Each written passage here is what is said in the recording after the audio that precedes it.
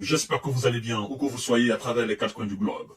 L'Iran frappera immédiatement les sites nucléaires d'Israël en cas d'attaque atomique. Averti Téhéran. Oui, Téhéran met en garde les États-Unis et leurs alliés. Est-ce qu'ils auront le courage d'attaquer l'Iran avec des armes atomiques? Je crois que non. Les conséquences seront drastiques. Ils ne peuvent pas assumer cela devant l'histoire. Ça sera tellement bouleversant qu'eux-mêmes, ils ne pourront pas s'en sortir. Et c'est pourquoi nous prônons la paix. Rien que la paix pour le monde. Mais ceux qui pensent que c'est avec la guerre qu'on va implanter la paix dans le monde se trompent. Parce que, après la guerre, ce sont les mêmes qui viennent s'asseoir autour de la table pour des négociations. Alors, pourquoi ne pas commencer par cela, la négociation? Pourquoi ne pas commencer à apaiser la tension à travers le verbe, chère dame, chère monsieur, chère demoiselle? Après donc, la paperasse occidentale. Après donc, l'attaque sur le consulat iranien à Damas. L'Iran a répliqué. Et puis après, la réplique de l'Iran, l'Iran met en garde le monde occidental, le bloc occidental. Parce que nous ne parlons pas de l'Israël.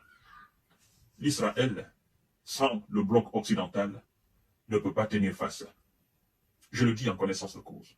Et c'est ce bloc occidental qui est en train d'attiser la haine contre l'Israël. C'est ça, en fait. Parce qu'ils veulent tellement mettre ce pays au-dessus du monde entier qu'ils finiront par attirer le monde entier contre ce pays. C'est ça, le drame.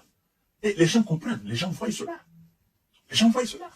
Sinon, dans les conditions normales, pourquoi ne pas parler de paix entre les voisins? Ce sont des voisins. Ce sont des descendants d'une même lignée. Pour ceux qui connaissent l'histoire. Ces gens sont de même père. Pourquoi alors vous voulez supérioriser d'autres et inférioriser d'autres? Ça ne marchera pas. C'est ça le problème. La politique extérieure des visas. La politique extérieure du bloc occidental. Ça ne marchera pas. C'est ça. Et c'est ce qui envoie tout ce problème-là. C'est ça la vérité, en fait. Nous sommes doués d'intelligence. Le monde voit tout. Depuis des temps. Alors, mesdames et messieurs, qu'est-ce qu'on veut nous faire croire? Partagez la vidéo dans tous les groupes possibles. Oui. Téhéran révisera sa politique atomique en cas de menace de Tel Aviv contre les installations nucléaires iraniennes, a annoncé ce 18 avril 2024 le corps des gardiens de la révolution islamique. L'Iran frappera immédiatement les sites israéliens de type dont il connaît l'emplacement. Il dit les avoir tous découverts. L'Iran dit, nous savons déjà, nous connaissons les cibles. Nos cibles sont à découvert. Nous connaissons leur emplacement, la localisation. Et nous savons ce que nous allons faire contre ces cibles en cas d'agression atomique. Parce que l'Iran sait que ce pays, Israël, a l'atomique. Même si les responsables de ce pays nient depuis belle lurette. Et l'Israël sait aussi que l'Iran a l'arme atomique. Les Ouïs savent que l'Iran a l'arme atomique. Je vous ai dit la fois dernière que l'Iran est sûr de quelque chose. Sinon, si l'Iran n'était pas sûr de quelque chose solide derrière, l'Iran n'allait même pas répliquer. Mais c'est cette réplique qui donne matière à réfléchir aux Occidentaux, surtout aux Américains. Mais ils sont sûrs de quoi? Parce qu'ils ne peuvent pas faire cela. Ils sont sûrs de quoi? Il y a quelque chose derrière. Non. Ils sont sûrs de quelque chose. C'est ça en fait la chose effrayante. C'est-à-dire que c'est lui que vous avez par le passé effrayé, influencé, a pris tout ce temps se préparer, se doter des véritables moyens. Et un jour, paf, vous commettez l'erreur de toucher à ce dernier. Et puis il se relève comme un géant. Il vous tient tête, paf, d'un seul coup. Et vous êtes ébahi, vous êtes étonné. Vous dites, mais pourquoi? Ah, pourquoi? Il s'est préparé. Il s'est préparé. Et il s'arrête devant vous, il vous dit en plus, il vous met en garde. Garde à vous de faire ça. Vous allez voir plus grand que ce que nous avons envoyé. Et nous savons déjà, nous aussi, nous les connaissons. C'est ce qui fait peur aux Ouïsa. Et ils disent quoi encore, mesdames et messieurs? Ils disent, nos mains sont déjà sur le bouton pour lancer de puissants missiles afin de détruire les cibles identifiées. À noter, Ahmad At-Talab, vous comprenez? Cité par l'agence Tasnim, le commandant des unités de cette organisation chargé d'assurer la sécurité des installations nucléaires iraniennes. C'est le commandant lui-même qui parle. Nous avons déjà la main sur les boutons. Nous avons localisé les cibles. Ces cibles sont à découvert. Mais nous ne le ferons que quand ceux qui sont en face s'hasarderont à nous agresser avec. Parce qu'ils ont précisé, ils disent agression atomique. Vous voyez? Ils ne se sont pas trompés. Agression atomique. Ils ont déjà l'information. Vous voyez? C'est ça, au fait. C'est-à-dire, l'Iran a placé la barre très haute. N'a pas parlé de site civil. Dit agression atomique.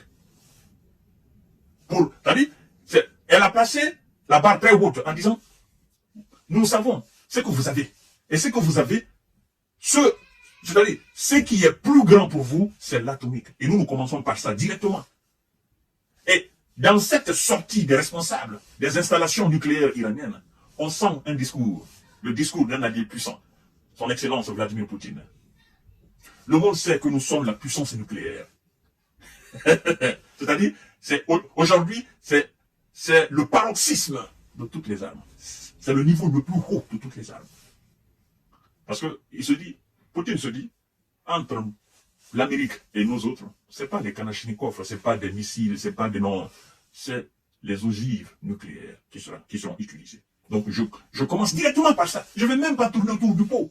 Qu'ils disent que oui, la rhétorique russe, machin. Non, non, je commence par ça. Et c'est ce que l'Iran a fait. Pour ne pas que ceux qui sont en face menacent avec l'histoire de l'atomique, eux ils disent directement s'il y a agression atomique. Vous voyez? C'est de la politique, c'est de la bonne guerre. C'est aussi de la com.